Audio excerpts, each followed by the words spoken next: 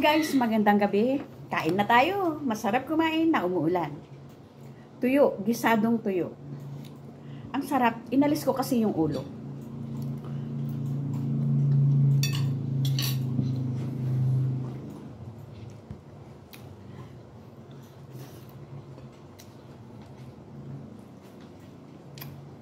Sarap. Walang sinabi yung adobong manok dyan. Walang sinabi yung... Okay lang naman yan, guys. Ang mga bata naman, may ulam. Ito yung ulam nila. So, ayoko ng ganon. Kaya lumabas ako.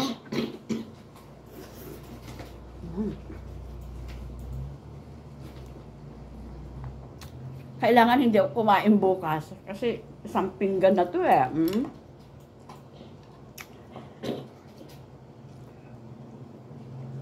Sarap, guys.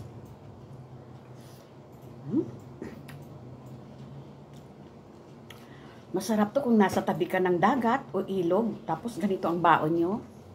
Sayang, di kami natuloy umuwi. Kundi, ito yung pinapangarap ko dun eh. Kasi meron kami sa amin yung tinatawag na budo. Sarap din yun.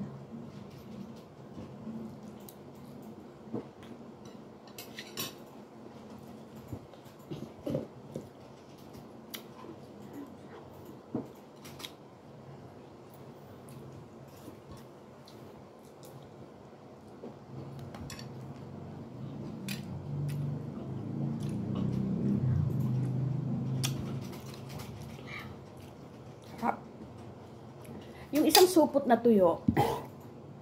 Naku, natinik na ako. Makpaing tubig.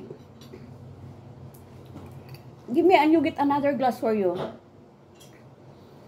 30 pesos, dating 10 lang. Can you give me water, please?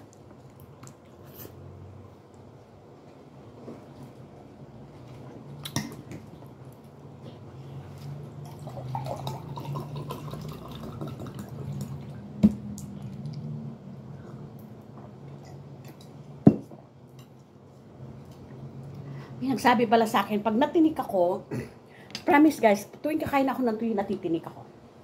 Pero hindi pa rin ako nadadala. Ay, mali. Hindi pala ganun, sa sipon pala yun. Ikutin ko daw yung pinggan. Kasi natinik ako. Hindi naman maikot.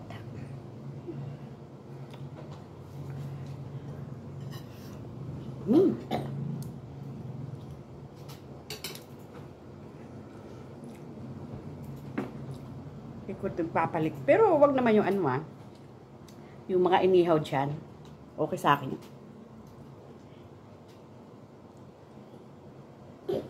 Hala, isa pa lang nakakain kong tuyo. Wala na akong kanin. Ano yan?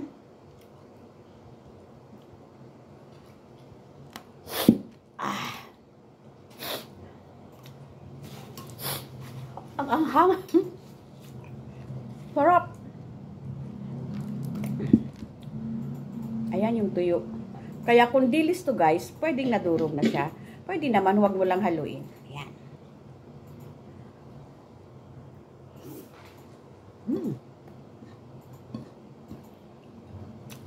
Nag-imas si Daito. Ano ba yun?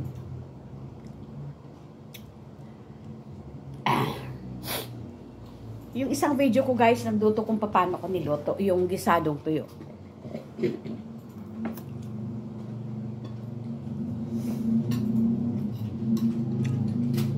Wala yung anak ko nag-gym kaya nakapagluto ako. Pagpasok niya mga ngamoy tuyo na. Kaya hindi kami makaulam ng tuyo at saka alamang.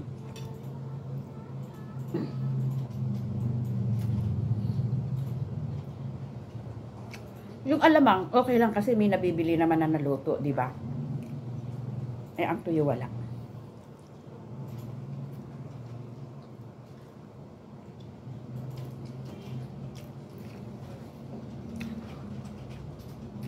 Dati ang mga bata, kahit ano lang lutuin ng magulang, kumakain. Ngayon, pag inalok mo yung mga apo mo, anong ulam? Titingnan sa lamesa. Pag hindi gusto, sabay tatalikod. Noon, upo, kain ka. Kahit anong ihahain sa'yo.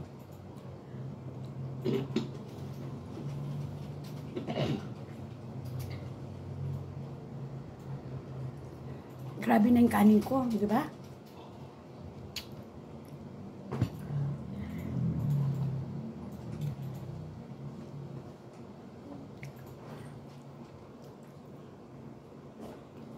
Kuka pa akong kanin. Mainit na.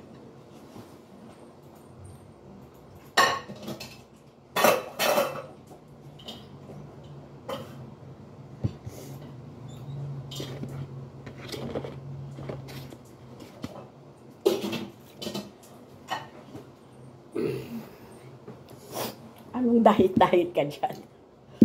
Diyos ko, wala, hindi ko nasunod yung payo ng doktor. Mag-diet.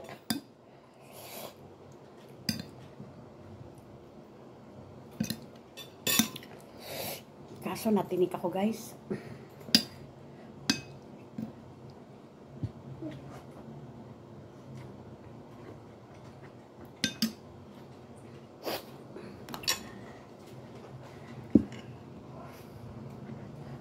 That's enough, okay? Kuya, your 3 kuyas will eat, okay?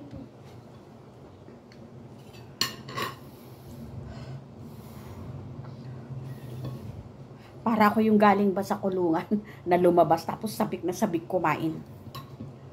Hindi ko lang kaya kain itong tilis. Ay, labuyo. Kaya igaganon ko na lang siya. Uy ang mahal ngayon ng labuyo. 3 piso isang piraso. Excuse me. Wala na yung, excuse me po! Rest in peace. Kaya kumakain ako pag wala sila. Kasi pag kumain ako nandito sila, maraming bawal. O mama, ang rice mo, konti lang. More water, mama. Giatay. O ngayon. Diba? 2 pinggan ako. Matigas ang ulo ni Mine's Tulips. Tapos ang laki pa nito.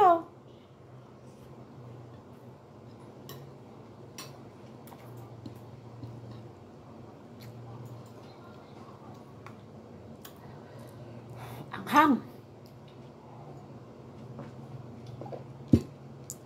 Magkita kasi ako sa pagkain, guys. Para ganahan kumain, ganito dapat ang mga kakainin ko. Tuyo, bagoong, bulad na parutput, yung sapsap, masarap din yun. Itong tuyong galunggong, ito talaga gusto ko. Sorry guys, no offend ha, hindi talaga kumakain ng tamban at saka tilapia. Kaya bihira ako pag bumili akong tilapia sa mga apo ko yun. Hindi ko lang na nasanayan siguro. Tsaka, yung tamban naman, may istorya yan. Grade 2 yata ako. Hindi ko alam kung grade 2 o grade 6. Hindi ko na. Yung teacher ko, sinama kami sa dagat. Kasi doon, oso yung nanguhuli ng isda na hinahagisan ng dinamita. Yeah, totoo yun. Hinagisan ng hindi niya nabitawan yung dinamita. Yung, siyempre, baryo yan, magkakakilala lahat ang mga tao.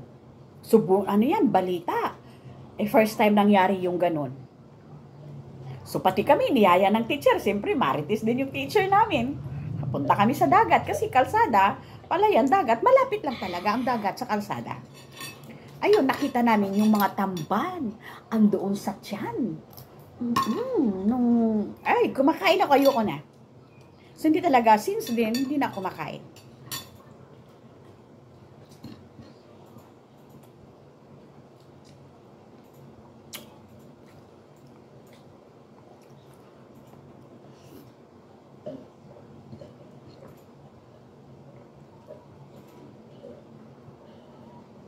Sarap guys.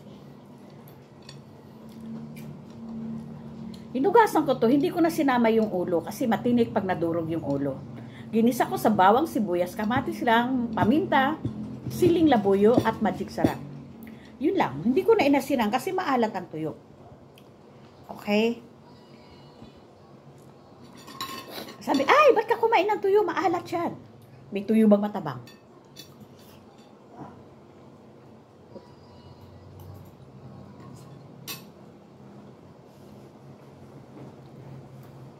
Minsan lang naman to guys, kaya bawal, kaya lang minsan lang naman, may gamot naman. Ano ba ganun?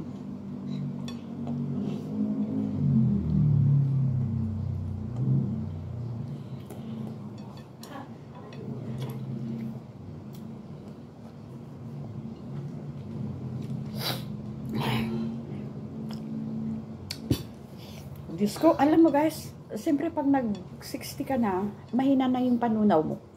Andun talaga yung tendency na tataba ka pag wala kang disiplina sa pagkain. Ako kasi minsan kinokontrol ko na din. Pero this time hindi.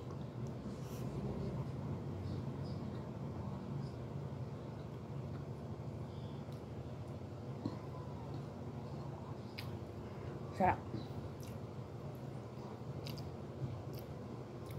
Busog na ako. Gusto pa ng isip ko kumain pero ayaw na ng tiyan ko.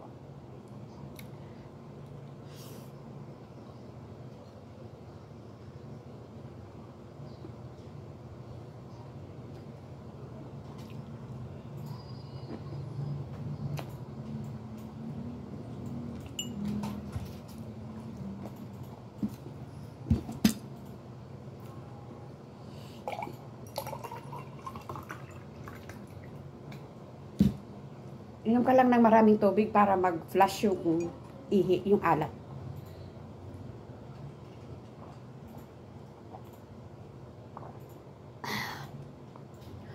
Oh my God! Sorry, Lord.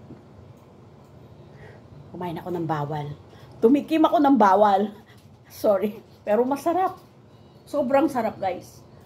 Tanggalin mo lang yung ulo ng galunggong, igisa mo sa bawang sibuyas kamatis. Para siyang Spanish sardines. Spanish style. At least ito wala siyang chemicals na ligay.